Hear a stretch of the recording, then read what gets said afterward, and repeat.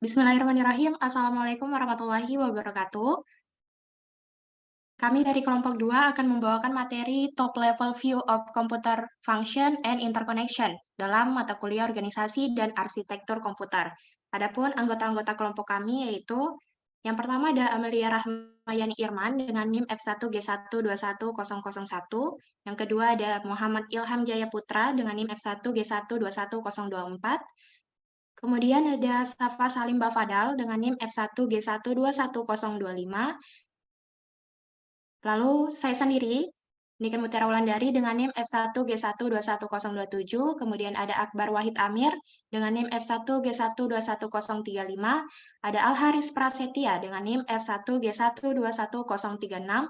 Ferdiansyah dengan NIM F1G1211081. Dan yang terakhir ada Laude Muhammad Zamrud Hidayat Diada dengan NIM F1G1181023. Dan juga ada Ponike Kowi dengan NIM F1G1181061. Selanjutnya materi pertama yaitu ada Top Level View of Computer Function and Interconnection. Kemudian yang kedua ada Cache Memory.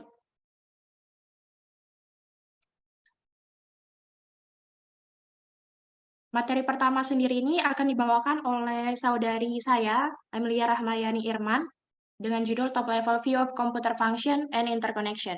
Kepada saudari Amelia Rahmayani Irman, saya persilakan. Baik, terima kasih moderator. Materi pertama yaitu CPU adalah singkatan dari Central Processing Unit. CPU merupakan komponen terpenting dari sebuah sistem komputer. CPU merupakan tempat untuk melakukan pengelolaan data berdasarkan instruksi yang diberikan. Selanjutnya ada komponen utama CPU. Yang pertama Arithmetic and Logic Unit atau ALU. Yang kedua ada Control Unit. Yang ketiga ada Register. Yang keempat ada CPU Interconnection.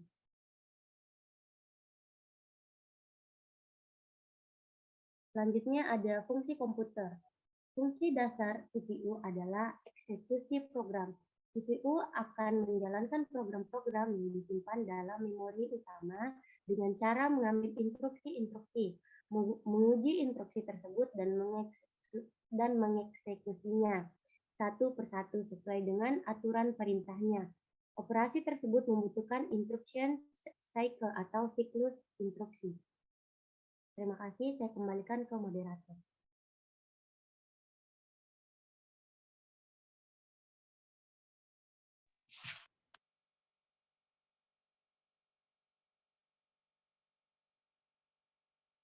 Terima kasih saudari atas pemaparannya, saudari Amelia Rahmayani Irman. Selanjutnya kepada saudara Ilham Jaya Putra, saya persilakan.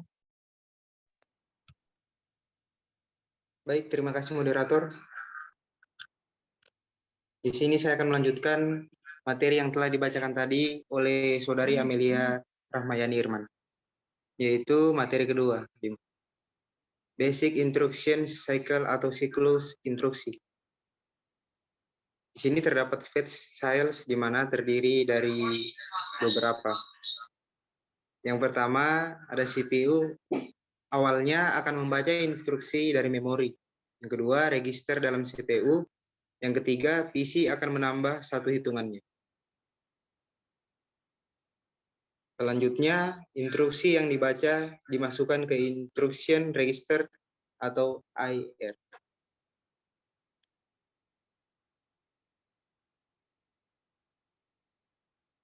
Ya, selanjutnya lagi, instruksi ini dalam bentuk kode biner yang dapat diinterpretasikan oleh CPU, kemudian dilakukan action.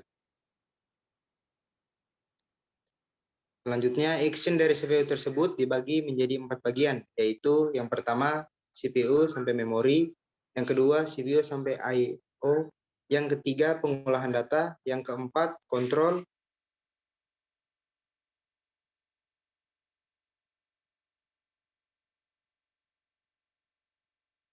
baik, selanjutnya execute cycle.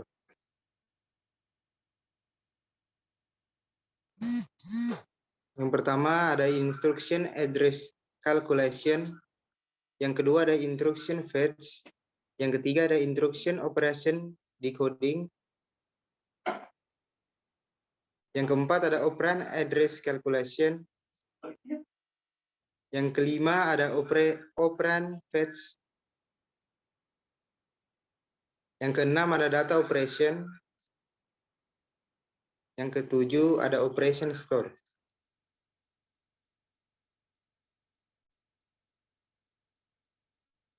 Baik, selanjutnya saya kembalikan kepada moderator. Terima kasih, Saudara Ilham Jayaputra atas pemaparannya. Selanjutnya, saya persilakan kepada Saudara Safa Salimba Fadal untuk memaparkan materi selanjutnya. Baik, terima kasih moderator. Saya akan melanjutkan penjelasan dari Ilham. Operasi aritmatika. Operasi aritmatika pada komputer menggunakan operasi dasar penjumlahan dengan kode bilangan biner, pengurangan, pembagian, dan perkalian semua dilakukan dengan dasar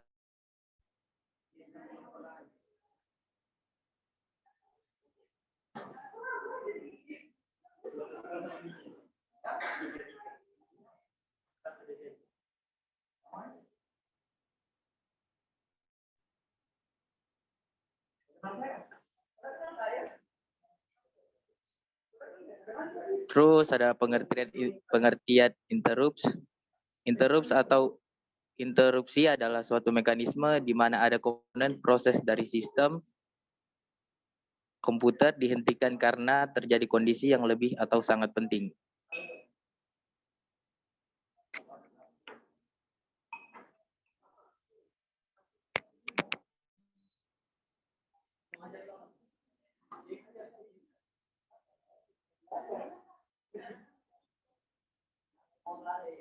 Terus ada pembagian kelas interrupts. Yang pertama ada program, timer, yang ketiga I atau O, yang keempat hardware failure. Terima kasih. Terima kasih Saudara Bapak Fadal atas pemaparannya. Selanjutnya saya persilakan kepada Saudari Amelia Rahmayani Irman untuk memaparkan materi selanjutnya. Baik, terima kasih moderator. Selanjutnya yaitu interrupt atau proses interrupt.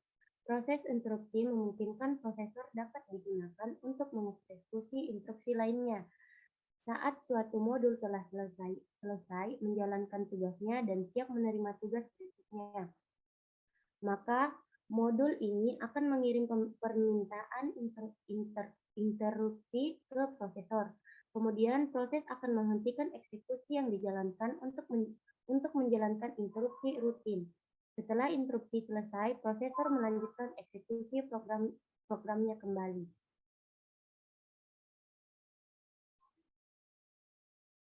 Next.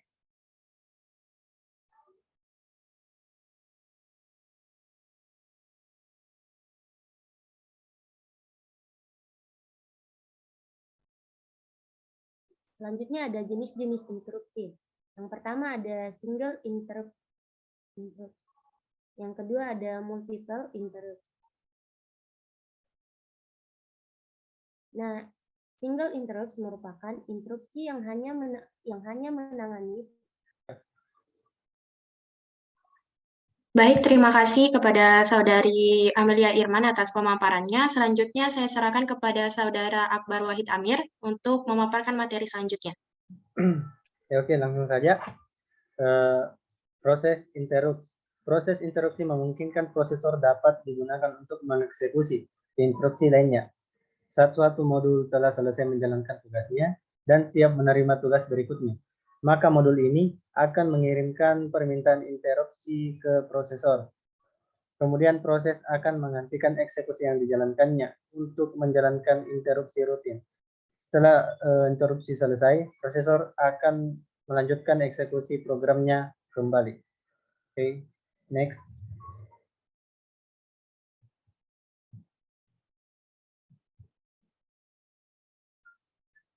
Masih di materi interupsi. Adapun jenis-jenis interupsi yaitu yang pertama ada single interupsi, yang kedua ada multiple interupsi. Single interupsi merupakan interupsi yang hanya menangani penghentian satu eksekusi program saja dan tidak bisa lebih dari satu eksekusi program. Terus yang kedua, multiple interupsi merupakan interupsi yang hanya menangani penghentian satu eksekusi program saja dan tidak bisa lebih dari satu eksekusi program. Multiple interupsi dapat dibagi menjadi dua, yaitu sequential interupsi dan nested interrupsi.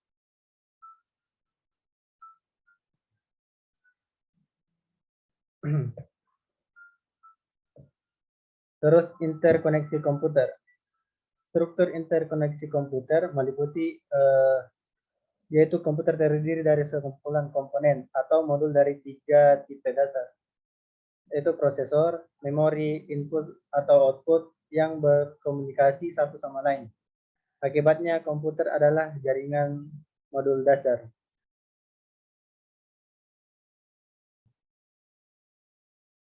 Baik, terima kasih kepada Saudara Akbar saya ucapkan atas pemaparannya. Kemudian selanjutnya saya persilakan kepada Saudara Zamrud untuk memaparkan materi selanjutnya.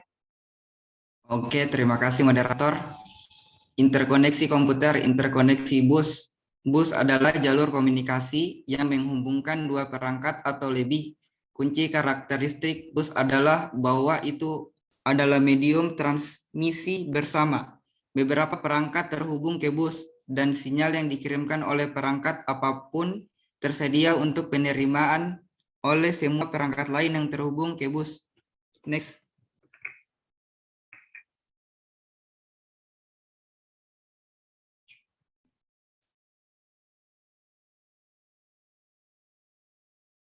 Interaksi point to point. Berikut adalah karakter dari skema interkoneksi point to point. Yang pertama ada multiplane direct connection. Yang kedua ada layered protokol. Protokol arsitektur. Yang ketiga ada PTZ data transfer. Next.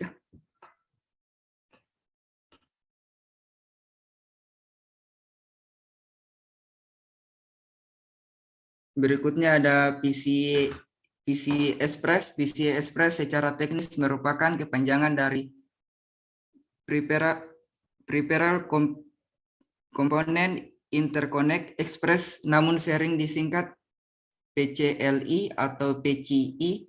Ini merupakan tipe standar koneksi untuk perangkat internal di komputer.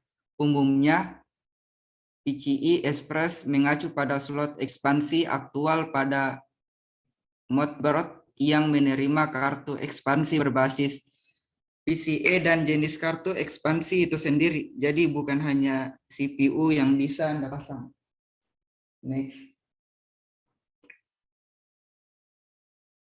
Berikutnya, nomor setelah X biasanya menunjukkan ukuran fisik kartu PCI atau slotnya, di mana X16 merupakan yang terbesar dari X1 adalah yang terkecil.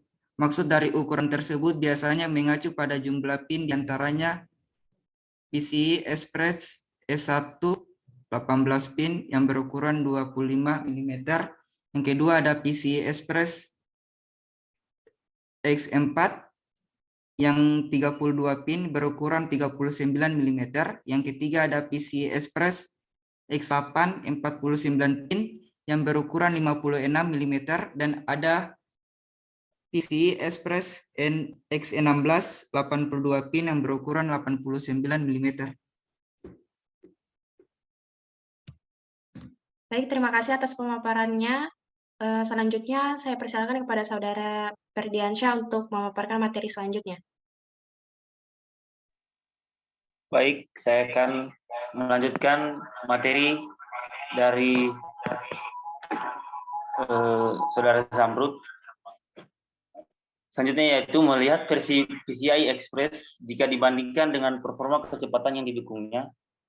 Yang pertama itu PCI Express 1.0 2 GB per second per lajur yang memiliki 32 bit per S pada slot X16. Yang kedua itu ada PCI Express 2.0 4 GB per second per jalur, yang dimana itu 64 GB per second pada slot X16. Yang ketiga ada PCI Express 3.0, 7.877 GB per second per lajur, yang dimana isinya 126,032 GB per second pada slot X16.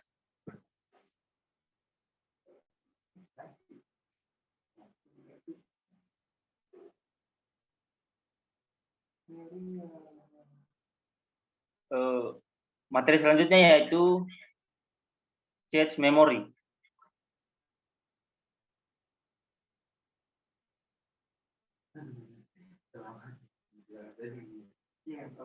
Pengertian cache memory.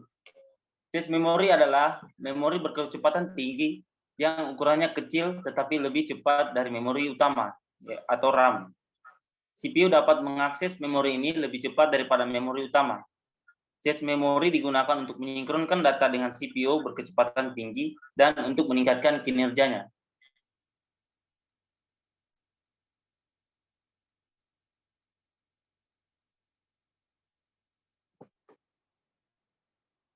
Baik, itu saja mungkin dari saya. Selanjutnya saya kembalikan kepada moderator. Baik, terima kasih atas pemaparannya. Selanjutnya saya persilakan kepada Saudara Haris untuk melanjutkan materinya. Terima kasih moderator. Saya akan melanjutkan proses pemaparan materi dari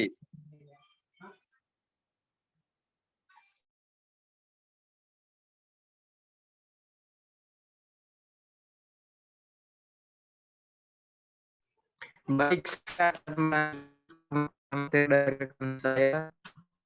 Mesti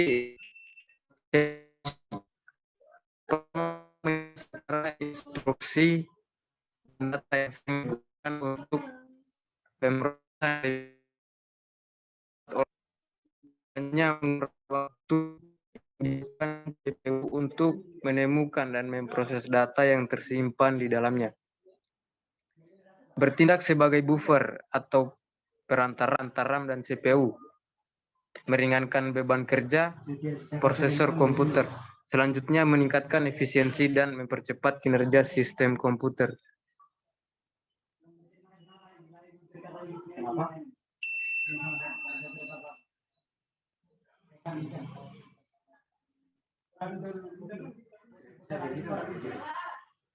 Selanjutnya ada jenis-jenis cache memory. Pertama ada L1 cache. Kedua ada L1 atau sering disebut cache level 1 adalah jenis cache memory tingkat pertama. Jenis cache memory ini kerap hadir dalam CPU itu tersendiri. Kedua ada L2 cache. Cache ini dikenal sebagai cache level 2 atau cache L2. Cache ini bisa berada dalam CPU atau di luar CPU. L3 cache. Cache memory ini dikenal sebagai cache level 3. Cache ini tidak selalu ada prosesor, hanya beberapa proses atau kelas atas yang mungkin memiliki jenis cache ini.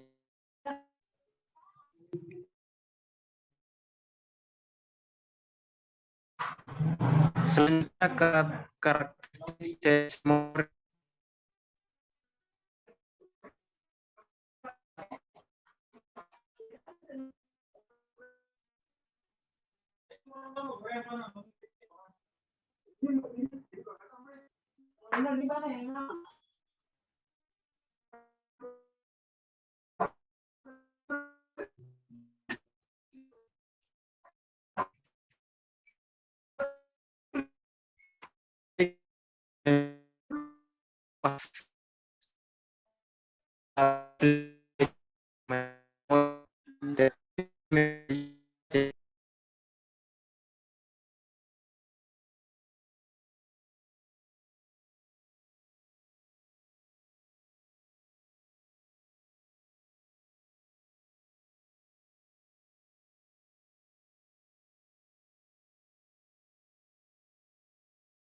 Ya mungkin ada pemateri lain yang bisa gantikan. Saudara Haris kayaknya ini terganggu jaringannya. Oke, baik. Langsung saja saya lanjut dari materi Pak Haris. Yang pertama, karakteristik cache memori. Yang pertama yaitu kapasitas relatif lebih kecil dari main memori, tetapi memiliki kecepatan yang relatif lebih tinggi dibanding main memori. Cache memori merupakan suatu memori buffer atau salinan data bagi memori utama. Yang ketiga, meskipun cache menggunakan informasi yang tersimpan dari memori utama, tetapi ia tidak berhadapan secara langsung dengan memori utama. Terus yang keempat, word yang disimpan di dalam cache memori adalah word yang diambil dari main memory yang dikerjakan sesuai perintah CPU.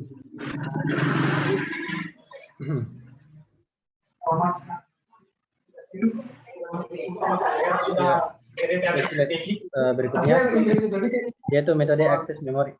Yang pertama ada sequential access, terus yang kedua direct access, terus yang ketiga random access, terus yang keempat associative access. Oke. Selanjutnya saya sarankan saya ke moderator untuk menutup pertemuan kali ini. Baik, terima kasih atas pemaparannya. Saya ucapkan juga terima kasih kepada semua pemateri atas pemaparan materinya. Itulah hasil presentasi kami. Lebih dan kurangnya mohon dimaafkan apabila ada materi yang kurang atau ada salah-salah kata.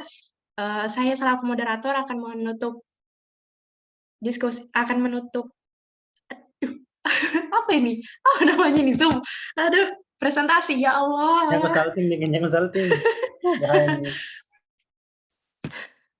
Oke, saya selaku moderator akan menutup presentasi ini. Saya ucapkan wassalamualaikum warahmatullahi wabarakatuh. Selesai.